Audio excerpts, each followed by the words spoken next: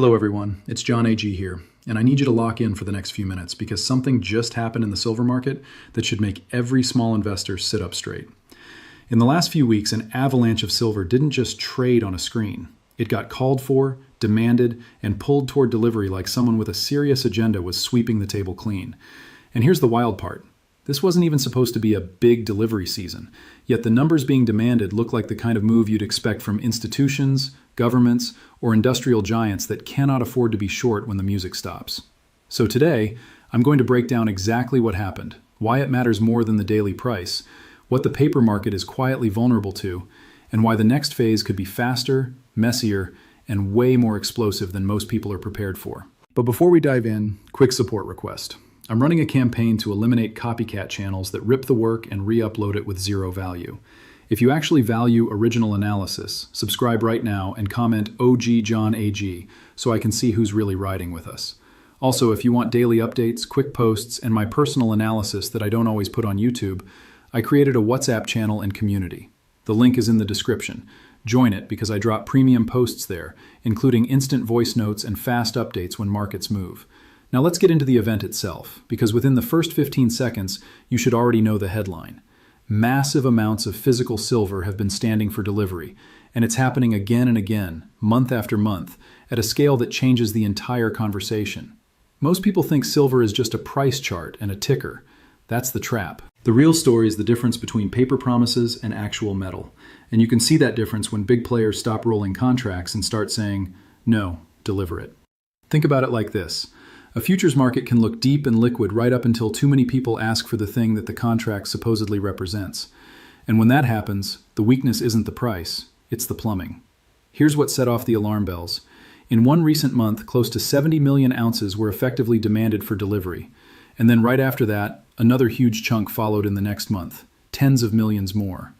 Add those together, and you're looking at a staggering figure that pushes toward 100 million ounces being called for in a very short window. If you're new, that isn't normal traffic.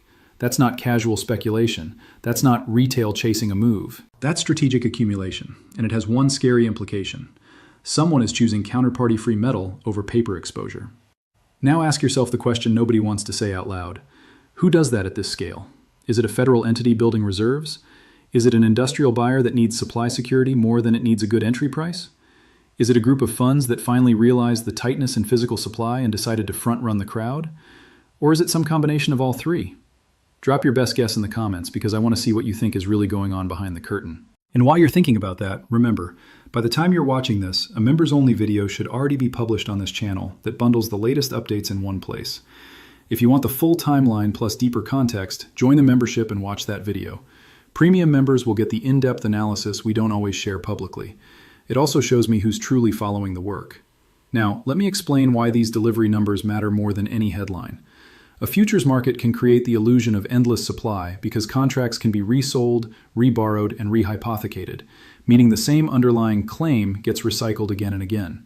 That creates volume. It creates liquidity. It creates fees. And it creates a comfortable fiction that everything is fine, because most traders never ask for delivery. They close the position. They roll it. They cash settle. They move on. But the moment too many people decide, I want the silver, the entire game changes, because paper is easy to manufacture and physical is not. This is why delivery behavior is a louder signal than the price candle. Price can be managed for a while. Narratives can be engineered, but you can't fake the act of removing metal from the pool without revealing stress somewhere else. And that's why this feels different than the usual market noise, because it's not a one-off, it's recurring. Month after month, huge amounts are standing for delivery, even in months that are not supposed to be heavy delivery months. If you're seeing that kind of demand in an off month, what do you think happens when a major month hits? That's one cliffhanger to keep in mind. Let me slow this down and make the mechanics simple, because once you understand the mechanics, you'll see why these delivery surges are like smoke coming out from under a locked door. On paper, a futures contract is just a standardized promise. A buyer and seller agree on a price for a future date. Most of the time, nobody wants the physical. They want exposure. They want to trade. They want to hedge. They want to flip a position and move on. So the system is built around the assumption that the vast majority will never ask for physical settlement. That assumption is what makes the leverage possible, and leverage is what makes the volume look gigantic. Now, here's where it gets interesting.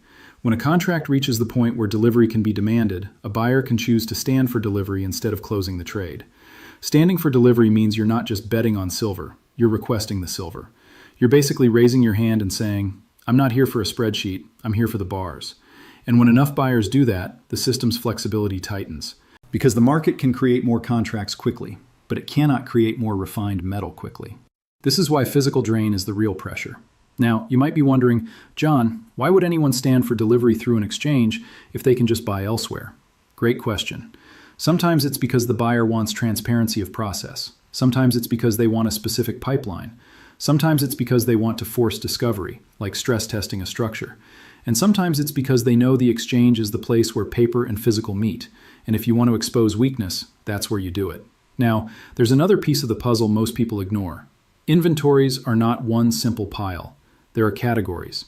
There are bars sitting in vaults that are available for delivery, and bars sitting in vaults that are stored but not committed. There are bars that are eligible and bars that are registered. And I'm not going to drown you in jargon, but the point is this. When delivery demand spikes, the important pool is the one that's actually tied to delivery commitments. That pool can shrink faster than the headline inventory numbers suggest. And when that pool shrinks, the incentives change, premiums change, lease rates change, spreads change, and eventually, price has to respond. But price doesn't always respond first. Sometimes it responds last, which is why this is so dangerous for anyone who only watches the chart.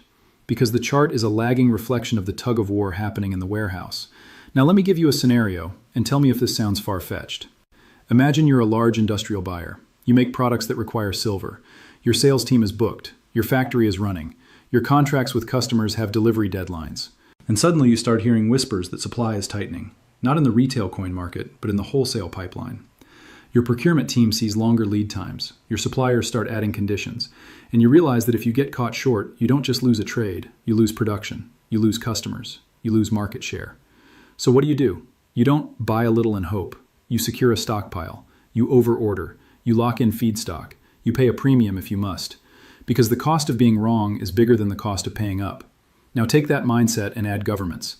A government doesn't think like a retail investor. A government thinks in terms of vulnerabilities, inputs, strategic industries, defense readiness. And if silver is increasingly treated like a critical input, then governments will behave exactly like you'd expect. They'll try to make sure they are not dependent on someone else's exports during a crisis. So they stockpile. They prioritize domestic usage. They sign agreements. They coordinate. And again, they won't announce it with fireworks. They'll do it quietly. Now add funds to the same room. Funds see a trend. They see a breakout. They see a macro thesis. They see currency debasement. They see deficits. They see a world that feels less stable. And they want something that isn't someone else's liability. So they buy metals. But here's the twist. Some of them don't just want exposure. They want to reduce counterparty risk. They want to own it in a way that doesn't require trusting a chain of promises. That's why delivery becomes attractive. And when funds and industry and governments all start tugging on the same rope, the rope snaps. Now, this is the point where the paper versus physical debate gets real, and it stops being internet drama. Because the paper market works fine when physical demand is modest relative to claims. But if claims multiply and physical is steady or shrinking, the ratio becomes a problem. And the way markets resolve ratio problems is not by giving everyone what they want. It's by repricing, rationing, or changing rules. Sometimes all three. That's why this matters for small investors. Because small investors are usually told, don't worry, there's plenty. Until suddenly, there isn't. Now, let's bring it back to the numbers without copying anyone's phrasing. When you see delivery requests measured in tens of millions of ounces, and you see it happening repeatedly, you're looking at a behavior change. And behavior change is what precedes structural change. I don't care what the talking heads say. I don't care how calm the headlines feel. Behavior is truth.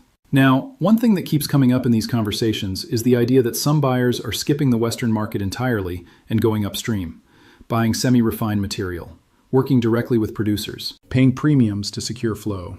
That should tell you something important. When buyers fear future availability, they stop optimizing for price and start optimizing for certainty. That's a classic signal of emerging scarcity. And you can see the same pattern in other commodities historically. When the supply chain becomes a battlefield, money stops acting like money and starts acting like a weapon. Now here's a cliffhanger that you need to remember. If the biggest buyers are accumulating quietly, who is on the other side of that trade? Because every contract has a seller. Every ounce demanded has a liability attached somewhere. And if sellers assumed most contracts would be rolled, but more contracts are being demanded, then sellers are forced to source metal in a tighter environment. That's where stress concentrates. Now, I want to talk about the banking angle in a careful way. There have been reports and chatter in financial circles that the positioning among major institutions has been shifting. Some appear to be reducing risk. Some may be moving from being aggressively short to being more neutral, or even positioned to benefit from rising prices. And if that's true, it means the smart money is doing what it always does. It adjusts before the crowd, because the crowd learns through pain. Institutions learn through information. Now, does that guarantee anything? No. Markets can do weird things, but it does reinforce the core point. The real story is not the day-to-day candle. The real story is the flow of physical and the incentives of those who can't afford to be wrong.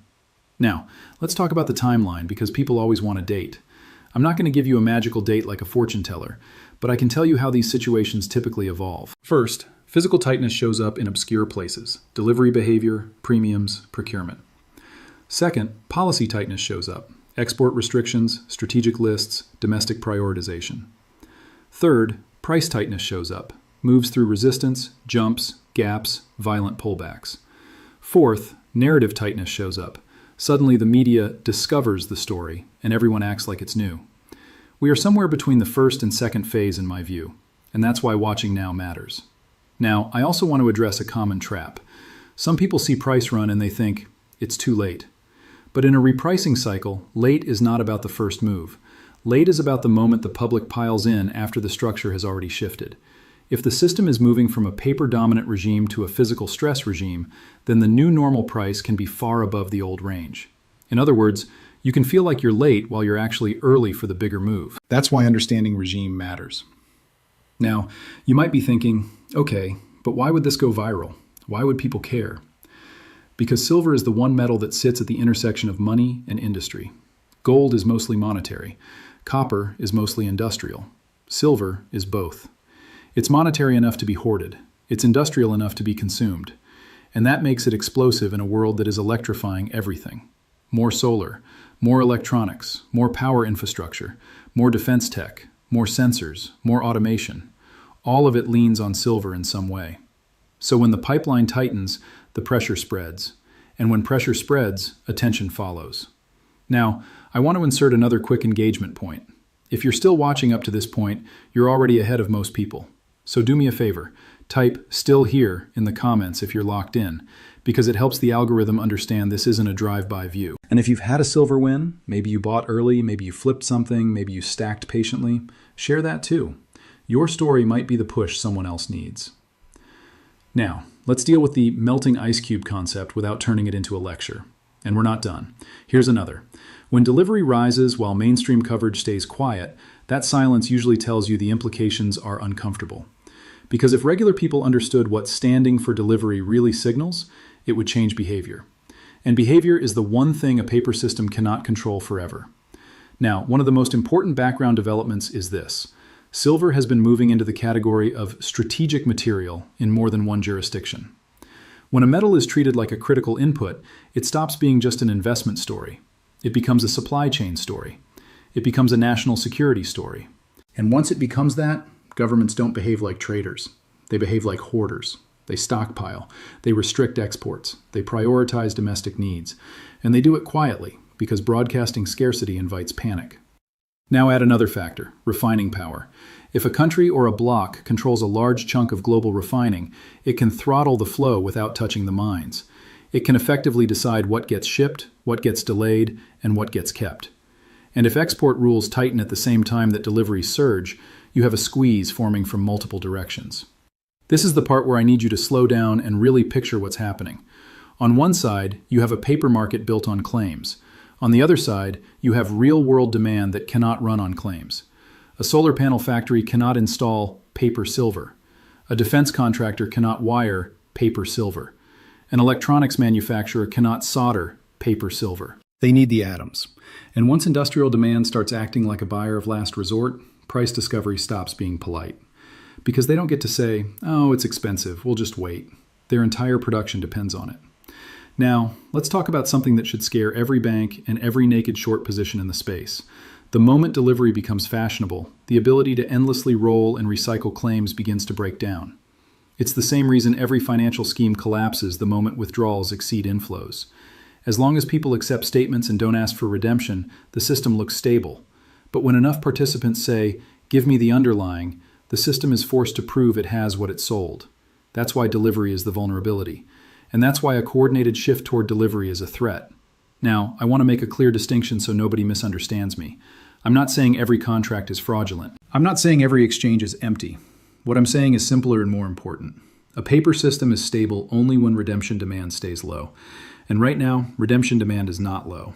It's rising. It's persistent. And it's coming from entities that are well-funded, well-connected, and likely informed. That's why this matters. Because retail isn't leading this. Retail always arrives late. Retail gets the scraps. Retail gets the headlines after the supply is already spoken for. So if you're waiting for the mainstream to give you a neat little alert that says, hey, physical tightness is here, you're going to get that alert after the easy part is gone. Now, let's address the elephant in the room. Who is taking it? When you see tens of millions of ounces being demanded, you have to consider the categories. Industrial giants that need long-term supply. Governments that think in decades, not quarters.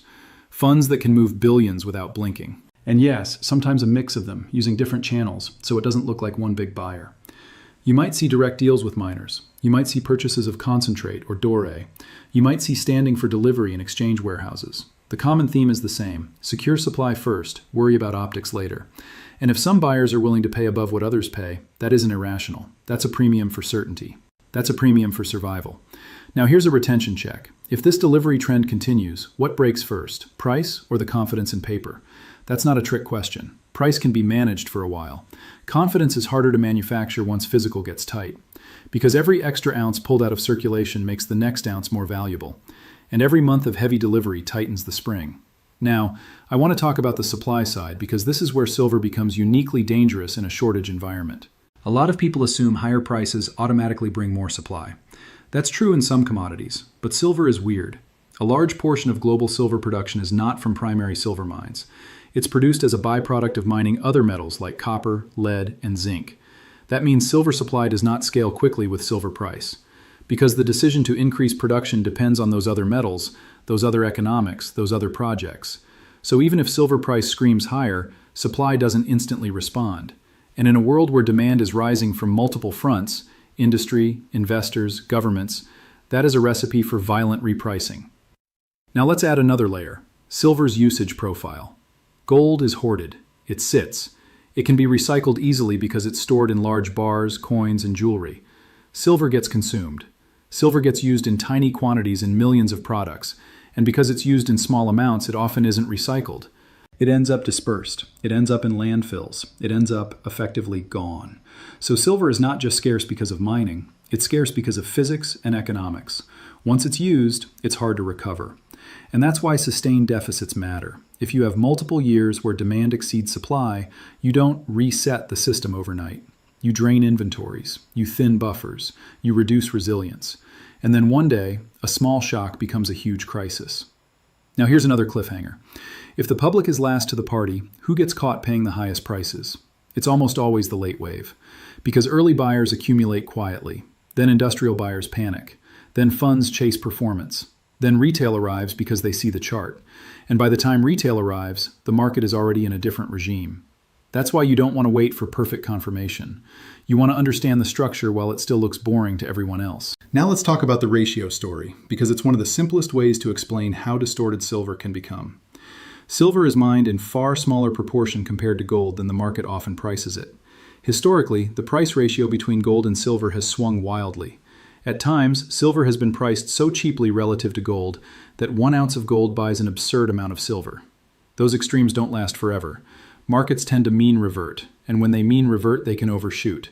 So if the ratio compresses, silver doesn't have to do anything mystical. It just has to become less undervalued relative to gold. And if that happens during a period of tightening physical supply, the move can be sharp. Now, I'm going to shift gears to something that ties all of this together, the currency side. Because part of why metals get revalued is not that the metals change, it's that the measuring stick breaks. If you measure a melting ice cube against another melting ice cube, you can convince yourself nothing is happening. That's why comparing currencies against each other often hides the real truth. A more honest comparison is to measure currency against hard assets. Measure it against gold. Measure it against silver. Measure it against things that can't be printed. And what you usually find is that currency purchasing power erodes far faster than official narratives admit. Now, one simple way to make this real is the housing example. People love to say, Homes went up, assets went up, everything is booming. But if you remeasure in gold, you often see the opposite. A house that doubled in dollars might be cheaper in ounces of gold, meaning the house didn't get more valuable. The dollar got weaker. And this is a brutal lesson. Inflation can make you feel rich while you're actually treading water. So when you see gold and silver going up, sometimes that's not them getting stronger. It's the currency getting weaker. And that weakness is built into a debt-driven system that expands over time. Now connect that to today's delivery trend. If sophisticated buyers believe currency purchasing power will continue to erode, and they also believe physical supply is tightening, what do you think they do? They front run, they accumulate, they remove counterparty risk, they take possession, and they do it before the public understands why. Now, some people will ask, okay, John, but why doesn't everyone see this? Because the headlines focus on price, because mainstream coverage likes easy stories, because it's uncomfortable to talk about structural stress, and because the paper market works fine, until it doesn't. That's the whole point. It's not supposed to look like a crisis until it is. So the question becomes, what should a small investor do with this information? First, don't panic. Second, stop letting the daily candle trick you into ignoring the structural signals. Third, think in terms of exposure and control. If you own something that depends on someone else's promise, you carry counterparty risk. If you own something you can hold, you reduce it. Now, I'm not telling you what to buy. I'm telling you what to pay attention to. Delivery, inventory movement, export rules, industrial procurement behavior. Those are the levers that matter when a market transitions from paper game to real-world fight. Now let's talk about the potential next phase, because this is where retention matters. If industrial buyers start to feel insecure, they don't buy a little. They buy a lot. They lock in supply contracts. They build stockpiles. They shift from just-in-time to just-in-case. And that shift can create an accelerant effect that pushes prices beyond what charts predict. At the same time, funds that chase outperformance will notice. They'll see metals outperforming other assets. They'll see breakouts. They'll see momentum. And they'll pile in because they can't afford to lag. Then, finally, retail shows up. And retail will ask, why is silver moving? And the answer will be, because it was moving behind the scenes for months and you were watching the wrong signals. That's how it goes. Now I want to insert something important right here and keep it friendly. If you've had success in your life, business, investing, career, anything, share a line or two in the comments. Not to flex, to motivate. Because seeing real people win raises the morale of the community, and it reminds everyone that success is possible. Now, quick creative detour. If you want silver-related success stories specifically, people who turn small moves into real results, there's a link in the description to another channel focused on that. Subscribe over there too, and see how others have been making money and building a better life. All right, back to the core story. There's a reason the biggest buyers prefer silence. If a market is tight and you want to accumulate, you don't advertise your shopping list. You buy quietly. You spread it across channels. You use intermediaries. You use delivery mechanisms. And you let the price stay calm for as long as you can. Because once the crowd catches on, the premium for physical skyrockets. And that's why you should treat this period as informationally valuable. Because it's not the final mania stage. It's the quiet accumulation stage. Now, I want to talk directly to the people who think this is all just hype. If you believe physical supply is abundant and paper is perfectly safe, ask yourself why buyers are choosing delivery over rolling. Ask yourself why direct deals for semi-refined silver are being discussed more often. Ask yourself why export restrictions and domestic prioritization keep showing up in policy language. Those are not the behaviors of a market swimming in surplus. Those are the behaviors of a market preparing for constraints. Now, here's another question for the comments that I genuinely want answered. If you could only pick one driver for silver's next major move, would it be industrial demand, government stockpiling, or investor panic? And why? Now let me give you a practical framework because I don't want this to be just drama. There are 3 layers you should track. Layer 1, physical flow. Deliveries, withdrawals, inventory changes. Layer 2, policy and supply chain. Export rules, strategic classifications, refining bottlenecks. Layer 3, psychology. When the crowd finally understands the first 2 layers, they will react emotionally, and that's when volatility spikes. If you track these layers, you're less likely to get whipsawed by daily noise. Now, one more important mention, the WhatsApp channel again. If you want these updates in real time, join it. Because on YouTube, by the time a video is edited, uploaded, and watched, the market has already moved. On WhatsApp, I can drop a quick note or a voice update instantly when something changes. So use that link in the description and get plugged in. Now let's zoom out. We're in a world where multiple regions want supply security, where electrification increases silver demand, where defense and high-tech demand don't slow down just because prices rise, and where mining supply is constrained by geology, permitting, politics, and the fact that silver is often a byproduct. That combination is not a recipe for stability. It's a recipe for periodic shocks. And delivery behavior tells you that some very big players are positioning for those shocks right now. Now, I can already hear the skeptics saying, "But John, markets always find a way." Sometimes they do, but sometimes the way is a much higher price. Sometimes the way is rationing. Sometimes the way is longer lead times, higher premiums, and tighter terms.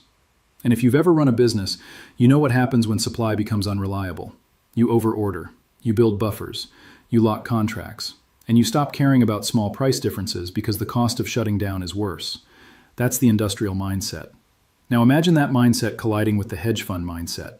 Funds chase returns, industry chases continuity, governments chase security, retail chases narratives. When all four show up, something breaks. The only question is when. Now I'm not trying to scare you, I'm trying to prepare you. Because preparation is calm. Panic is what happens when you ignore signals until the last minute.